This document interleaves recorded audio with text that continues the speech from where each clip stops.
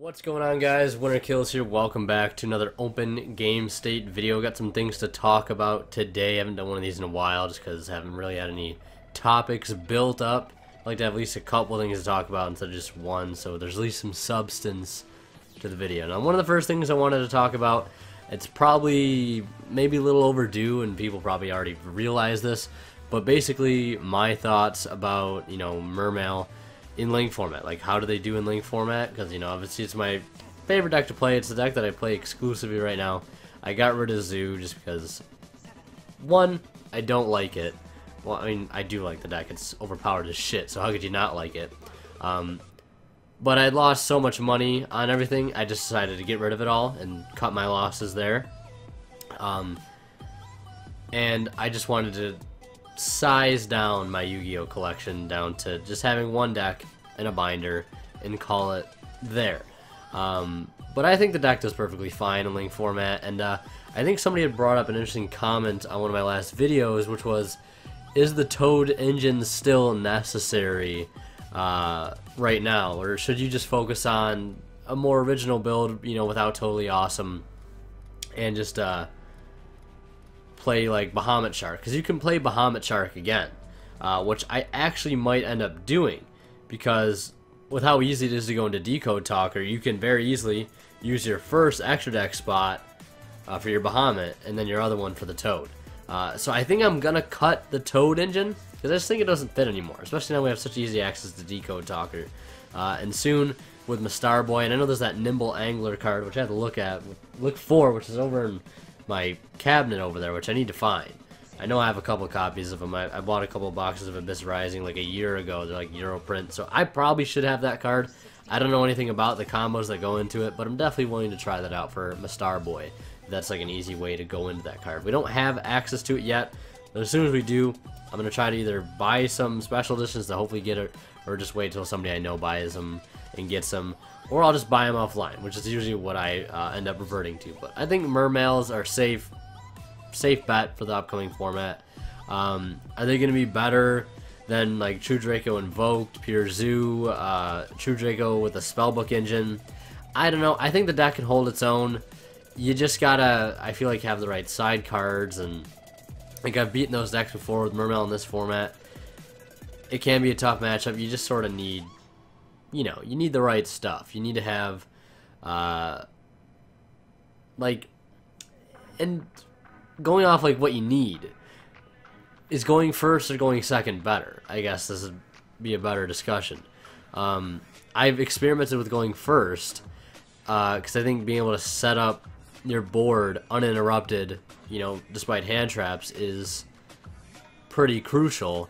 But then again, you don't get the most bang for your buck out of your Megalos and stuff like that. You can't use the tribute effects. Your inventories and marksmen are next to useless. I think I'm just so torn on it. Like, do you go first or do you go second? I think with my going first philosophy that I had previously, I think I'm going to switch now and start trying to go second. Because I think a lot of decks are still trying to go first. So if I want to go second, maybe I'll be better off for it, because they're benefiting from going first, but I'm getting to benefit from going second, and they might not know that, especially if they don't know what it is I'm playing. But that's, I think, pretty much sums up the talk about Mermails. Like, I think the deck's solid. I think my build is pretty much good. I'm just probably gonna cut the Toad engine. I know people are saying like, oh, it's good discard fodder, but I just don't think it does enough, especially since we have access to Decode Talker, and it's so easy to get that on the board. You just slap a Gofu down, you go Link Spider, Decode Talker, you're set, and then you Dougie from there, especially if you just, get a Pike on board, a Dragoons, and you're able to go into Bahamut Shark, detach that Dragoons, get that extra search, keep those Dragoon searches coming. It helps fuel your hand advantage and gets your plays going a lot more. Like in my build right now, there's no rank 4s, and I think if the rank 4 I put in, it's going to be probably a Dweller, and probably a Bahamut Shark, and maybe 1 or 2 Toads. But I think that's what it's going to end up being. I think once my Star Boy comes out, I'm going to cut down maybe on a Toad in the extra deck, and just play 1 Mastar Boy and 1 Decode Talker. I may change those ratios, because right now it's like heavy synchro. playing like 3 level 6. I think I'm playing the White Aura Dolphin, Bionic, and Coral Dragon. Haven't really changed those. I don't know which of the 2 I'm going to cut, or which of the 3 I'm going to cut. I definitely really like Coral Dragon and Bionic, so maybe White Aura Dolphin will go. White Aura Whale has definitely come in clutch. I fucking love that card in the extra deck. It is so, so good. Gets you out of so many sticky situations, and especially with a card like Sea Monster of Theseus, it's such an easy card to go into, especially with you know, cards like Infantry and Gun. It's so easy to get those cards on board sometime, and just get that synchro set up. The instant fusion, normal summon your Gun or your Marksman, and then just go right into White Aura Whale, and you blow up your opponent's whole field right there. And the thing about that is the White Aura Whale and Dolphin, I guess the positive of those things, they just don't go away. So long as you have the fodder in your graveyard to bring them back out, which most of the time you do. Granted, you'll at least have 2, the materials used to make it. You know, just Waters to Banish. They're just going to keep coming back, and they come back in your main monster zone. So like that's so crucial, and I think that really helps out Mermail. It gives them, you know, like before they didn't have that recurability, that ability to bounce back in a meaningful manner. Like if you got Raigeki, you were pretty much screwed. But like with these cards that are more malleable, especially when we're gonna get Mistar Boy, that helps add stuff back to hand. Totally Awesome's done that before. But the White Aura cards, they come back when they die. So they help you keep that board presence, and they give you like a bit of a stepping stone to help rebuild your board once it gets cleared. And it can get cleared pretty easily nowadays with, you know, Dark Hole Raigekis, you name it. Just a whole bunch of stuff. Zoo boards, clearing it with Dryden's, Masterpiece popping things. You have ability to bounce back. But I really haven't been looking at my Mermail list lately. I just don't want to switch it until Mistar Boy comes out. Look at some other lists, see what people are playing, because that's going to help actually transition to what I was going to talk about next. You know, my thoughts and opinions on Mermails at the moment, which of course are thumbs up. I think the deck is still viable. If you wanted to pick it up, go ahead. It's pretty cheap. If you get everything low rarity, you're looking at probably under $100, so that's a thumbs up in my book. Saving money is always amazing, even though sometimes this game costs way too damn much. And I think a lot of its matchups are really good too. I just don't see one matchup that's particularly difficult. Maybe Pendulums, if they go first, they get that really hard setup with that Trap card and that Time Star Magician. My god, that is brutal to deal with. But, you know, cards like Twin Twister and Kaijus that help deal with that pretty easily. Just like they've helped deal with problem cards in the past.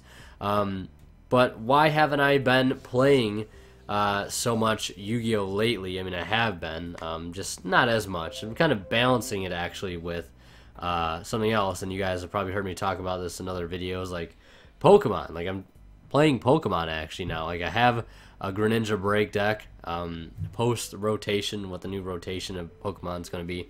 I actually picked that up, and I've actually gone to a Pokemon tournament already. Didn't do too well, because I'm still very new to the game. Still don't understand some certain things. But I gotta say, we'll do like a little bit of Yu-Gi-Oh! Versus Pokemon right here. Because I am going to upload a Pokemon video. It's not going to be a full match because it's going to be kind of long. I might upload just one game or a portion of a game and just kind of explain how the game works and get you guys on board. You know, not just throw it right out there and just expect you guys to not know what's going on. Kind of like not leave you guys clueless, kind of help you understand, and then maybe you'll be able to actually enjoy watching it. I think it's actually really fun to watch. Maybe more so than watching a Yu-Gi-Oh! Match. I don't know. That's just my opinion. But some of the pros and cons of Yu-Gi-Oh! Versus Pokemon. Well, of course, as we know, Yu-Gi-Oh! I've been playing it a long time, even way back in my childhood. But I have also been playing Pokemon for a long time. That's something I don't think I've mentioned before. I used to collect Pokemon cards 10 plus years ago. Had so much fun with it. But like some of the cons of Yu-Gi-Oh! Sometimes, in my opinion, are just the price point of certain cards on the secondary market are just absolutely ridiculous. Like, you'll see cards that are mandatory sometimes for certain decks to play. Like when Zodiac came out, barrages were $80. And if you wanted to play Zodiac, which was, granted, the best deck, and arguably still is the best deck, you had to shell out that cash, or maybe you got lucky and bought a couple packs and you pulled one. But that's not always the case. If you think it is, you're wrong. Get out of my face. But $80 and you need 3 of them. That's $240 out of your wallet, and you have 3 cards. You still don't have the rest of the deck. Extra deck, you know, Dryden's, Broad Bulls, $30, $40 a piece. And it goes up and up and up and up, and everything depreciates so much. It always just tanks. It's like, here's when the stuff comes out, it goes like this, and then it depreciates, and maybe wins an event and spikes back up. Oh my god, my stuff's going up in price because it won a couple events. Oh, and then it starts to tank, and maybe a ban list comes out and it just plummets, and then your investment is gone. When you're saying like, oh, why didn't you just sell the deck after owning it for a week? Well, because maybe some people like playing that deck longer than just a week, taking it to events and stuff, spending money on, you know, travel and hotel and stuff like that, taking to events. It's just sometimes I think Yu-Gi-Oh is just a whole hell of a lot more expensive than Pokemon is. I think that's one pro and con if you want to look at there. Like, granted, there are different levels of rarity, but sometimes in Yu-Gi-Oh, with the new stuff they come out, you don't have an option. It's not like they came out with a common version of Barrage and a super rare version and then the secret rare version. So you're like, oh, you could have just bought the cheaper version. And sometimes with the reprints, they really just screw people over who try to collect stuff and hold on to stuff and at least try to get their money back on their investment, which sometimes is just not happen. Like, if you're gonna try to make a collection out of Yu-Gi-Oh cards, it's gonna be too expensive. And some of the cards that you collect, like, I know my brother was collecting alties, and some of those alties, like Maxi and Valor, they're tied to the meta price point and not like a collector price point. So they always constantly fluctuate instead of staying at one price, which is, you know, kind of discerning sometimes. You see your collection start to go like this, and then it goes like that, and then it goes like this. But like my Greninja Break deck, the whole deck cost $65, and I think the most expensive card in that deck, which was like a foil card, like the main boss monster, $7 for that card. I only needed 3 of them. That's $21. If it were Yu-Gi-Oh and it was Barrage, it'd be like $80 a card. $80 a card. I picked up that deck for $65, which is $15 cheaper than it cost for one Barrage at one point. And like even diagrams, they're still like $40 to $60, or Ghost Ash, $40 to $60, whatever its price may be currently. The game is a lot cheaper, Pokemon. The card arts, they didn't discontinue like different rarities because of how expensive they were to print. Like Ghost Rares and Alties, you know, they still print Alties, but they're only in certain packs, and then they're always ridiculously overpriced for that reason.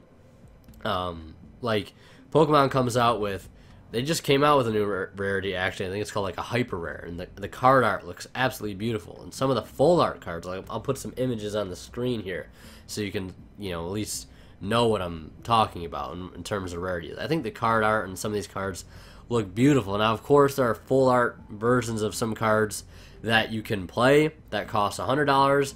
That's strictly like a collector value thing.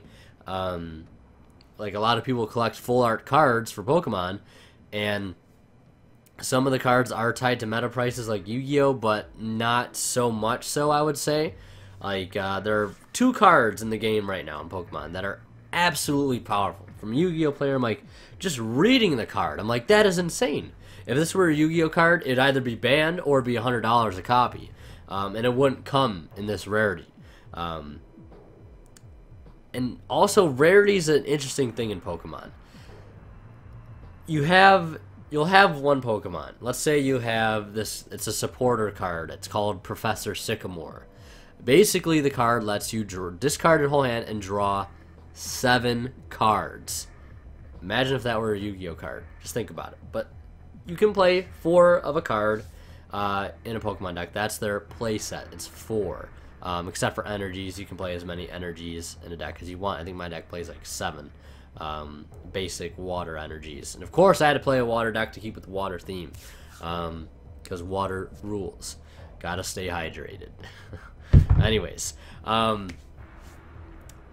there are, let's say, like I said, yeah, the Professor Sycamore card. This discard your whole hand and draw 7, and you can play 4 of those. It comes in different versions, but it does the same thing. Like, there are different versions of certain Pokemon. Some do the same thing, some do different things. Some versions are better than the others. Some versions are more expensive than the others. Some come in different rarities, full arts, commons, rares, hollow foils, reverse foils, hyper rares, you name it.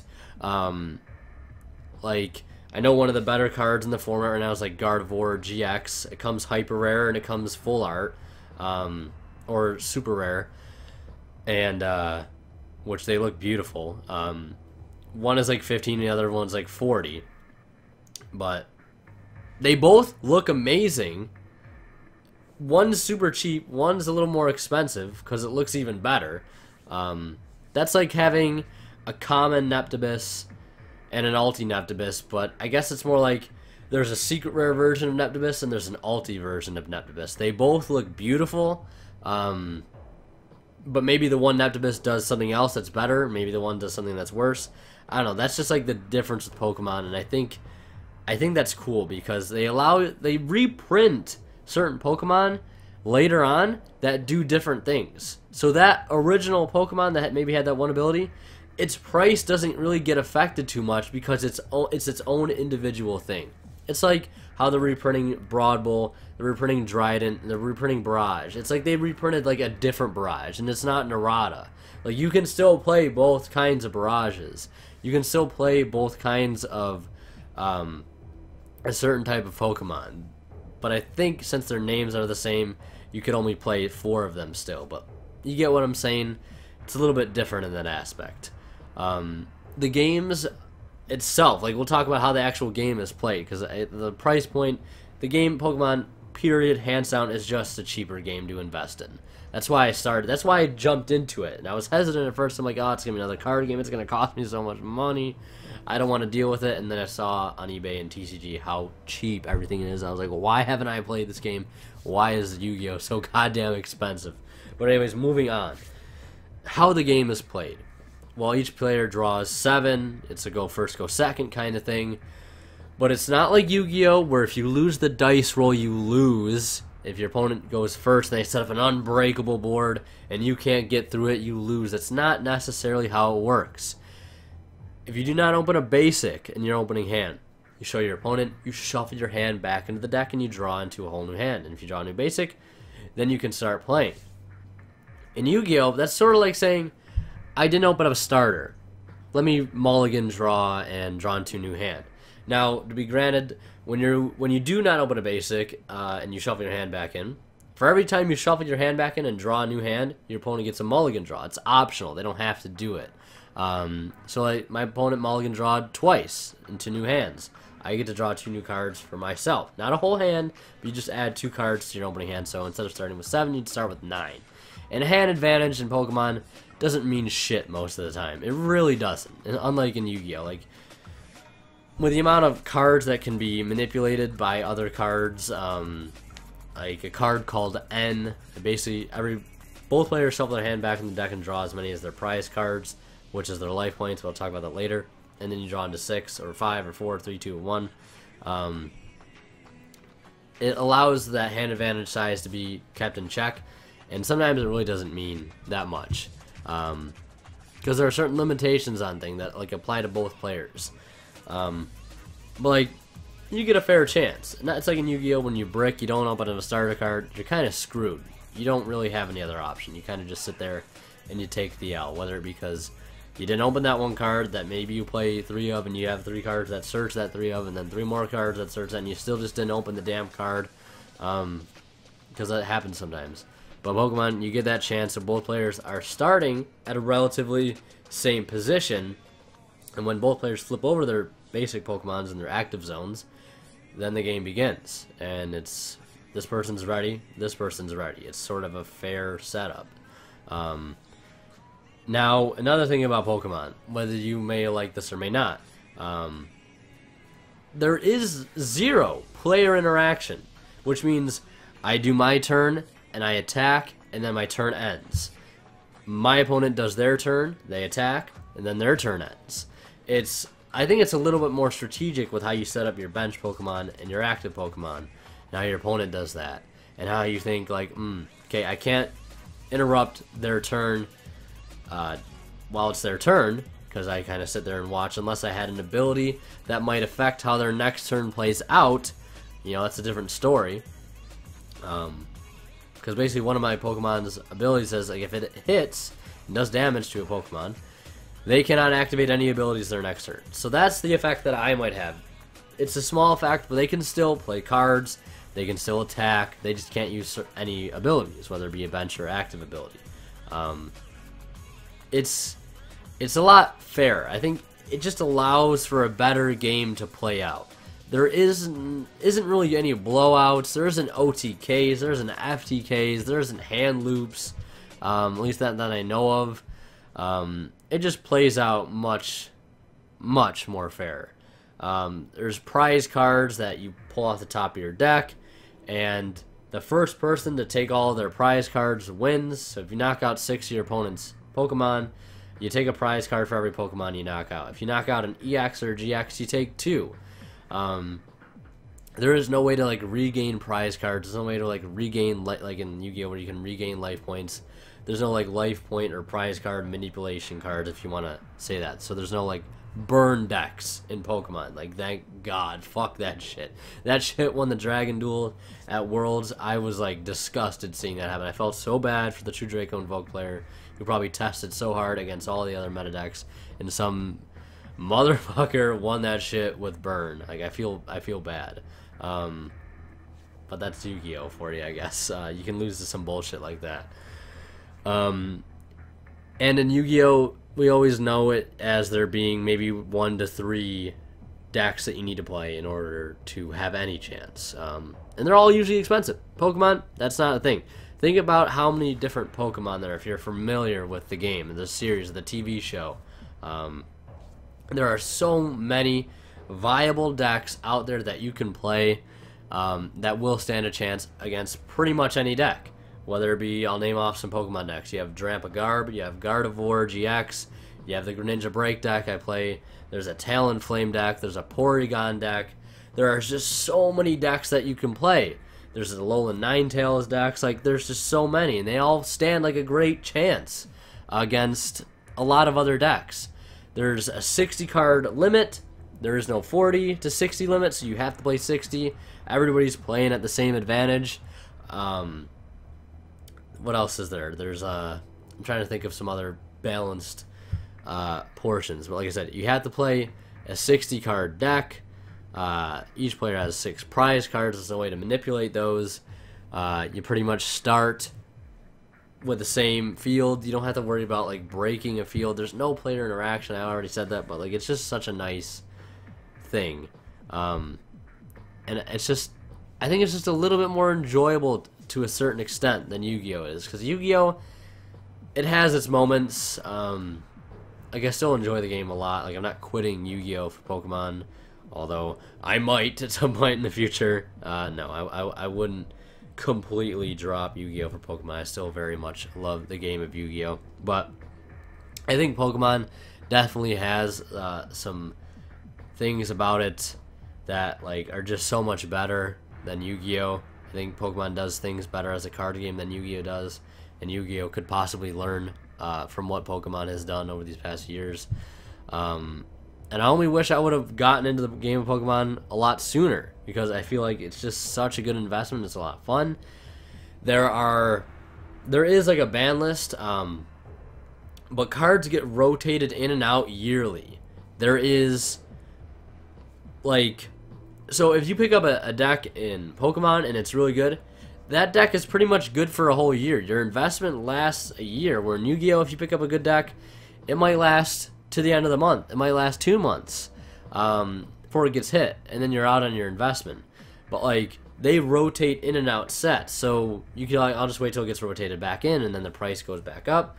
If it's tied to like a meta value, and you can sell it, you play something else for another year, and like, it just works out a lot better. And you guys will be able to see the major differences of Pokemon once I upload a duel video, which I will commentate over at normal speed, pause at certain times, and explain, you know, what's going on, just so you guys are in the loop. But once you see that, you'll be able to understand better, because I feel like I didn't do as good as a job of explaining how much better Pokemon is in certain aspects that I wanted to. But it's just a lot fairer, a lot cheaper. It's a lot easier to understand. It didn't take me long to pick up how the game works. The card arts are beautiful. Cards look a lot better. They put a lot more effort, I feel like, into how they make these cards look. Like, they just look insane. A lot more collectible. There are a lot more collectible Pokemon out there, like all the original 100, however many of them are, to collect, like, all of those. They come out with, like, new sealed product, like, every week. And when you buy these things, the sealed product, these trainer boxes they come out with, like, they give you a lot of stuff. Like, they give you dice, they give you sleeves, they give you, you know, dividers for, like, your deck box. They give you, like, an artwork book. They give you packs. Like, the prize for support for Pokemon is so much better. Like, at locals, you can win play mats. You can even win points to frickin' Worlds or Nationals at locals. Like, the prize support is just better in Yu-Gi-Oh! Like, it's just, like, I've heard somewhere in the grapevine that, like, some Pokemon championships give out, like, scholarships and stuff. Like, that's really awesome for some people. Like, I don't know. Like I said, there are things that Yu-Gi-Oh! Does better, but I think in the grand scheme of things, there are a lot more things that Pokemon does better than Yu-Gi-Oh! And that's this little Yu-Gi-Oh! Versus Pokemon segment. But yeah, talked about Mermails, talked about Yu-Gi-Oh! And Pokemon. Worlds, like I said, I didn't really bring it up too much, but the Dragon Duel was pathetic. The actual duel was pretty cool. I thought that the fact that Yang Dino won was really cool. Of course, it's a world, and there's a whole different ban list. It doesn't really matter too much, but of course, congratulations to the winner for choosing that deck, and I think it was a mirror match, actually, so it was pretty cool to watch and see how that played out. But yeah, that's it for this open game state. If you guys enjoyed, leave a like you did. Check out my other channel, The Dead of Winter. It should be on the screen in the annotations here somewhere. Also check out my other channel's Twitch account. I've been streaming on that like pretty much every day the past few days. Streaming Overwatch. If you want to come hang out and watch that, feel free to. Pretty much playing whatever, whenever. Trying to get that Twitch channel going. So yeah, thank you guys so much for watching. Leave a like if you enjoyed. As always, WinterKill signing out. We'll see you in the next one.